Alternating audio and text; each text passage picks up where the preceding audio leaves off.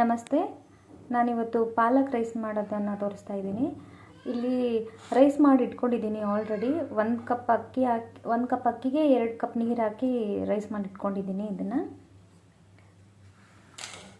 ಇಲ್ಲಿ ಪಾಲಕ್ ಸೊಪ್ಪು ತೊಳೆದು ಇಟ್ಕೊಂಡಿದ್ದೀನಿ, ಸ್ವಲ್ಪ ಈರುಳ್ಳಿ ಕಟ್ ಮಾಡಿ ಇಟ್ಕೊಂಡಿದ್ದೀನಿ, ಒಂದು 4 ಹಸಿಮೆಣಸಿನ್ಕಾಯಿ ಇಟ್ಕೊಂಡಿದ್ದೀನಿ, ಸ್ವಲ್ಪ ಹಸಿ ಶುಂಠಿ ಕಟ್ ಮಾಡಿ ಇಟ್ಕೊಂಡಿದ್ದೀನಿ, ಸ್ವಲ್ಪ ಬೆಳ್ಳುಳ್ಳಿ ಇಟ್ಕೊಂಡಿದ್ದೀನಿ.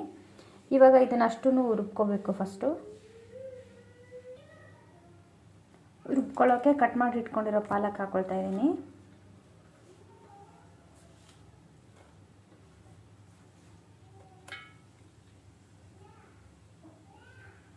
ಹಸಿ ಶುಂಠಿ, ಸ್ವಲ್ಪ ಬೆಳ್ಳುಳ್ಳಿ,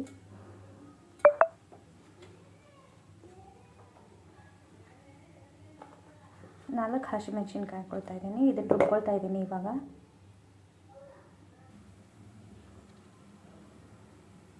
ರುಬ್ಬಿಟ್ಕೊಂಡಿದ್ದೀನಿ.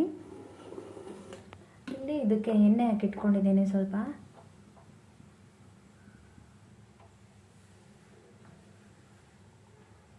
ಎಣ್ಣೆ ಬಿಸಿ ಆಗಿದೆ. ಕಟ್ ಮಾಡಿ ಇಟ್ಕೊಂಡಿರೋ ಈರುಳ್ಳಿ ಹಾಕ್ಕೊಳ್ತಾ ಇದ್ದೀನಿ.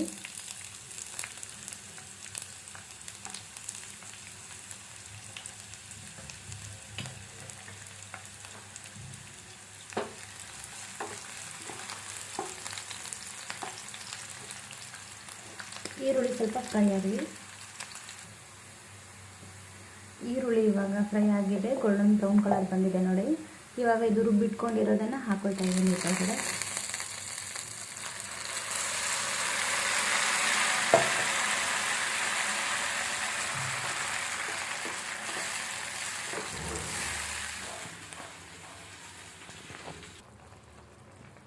ಒಂದು 5 ನಿಮಿಷ ಇದನ್ನು ಬೇಯಿಸ್ಕೊಳ್ತಾ ಇದ್ದೀನಿ. ಇದು ಹಸಿ ಪಾಲಕ್ ಹಾಕಿರುತ್ತಲ್ಲ, ಇದು ಹಸಿ ವಾಸನೆ ಎಲ್ಲ ಹೋಗಬೇಕು. ಒಂದು 5 ನಿಮಿಷ ಬೇಯಿಸ್ಕೊಳ್ತಾ ಇದ್ದೀನಿ.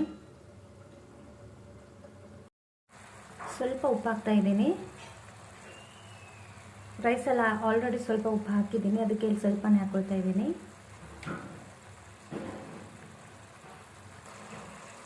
ನೋಡಿ, ಇವಾಗ ಹಸಿ ವಾಸನೆ ಎಲ್ಲ ಹೋಗಿದೆ. ಸ್ವಲ್ಪ ನೀರು ಹಾಕಿದ್ದೆಲ್ಲ ಅದೆಲ್ಲ ಬೆಂದ್ಬಿಟ್ಟು ಸ್ವಲ್ಪ ಕಡಿಮೆ ಆಗಿದೆ.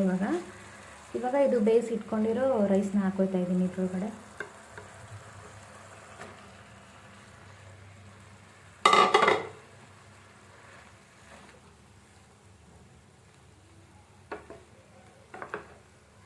ಎಲ್ಲ ಚೆನ್ನಾಗಿ ಮಿಕ್ಸ್ ಮಾಡ್ಕೋಬೇಕು.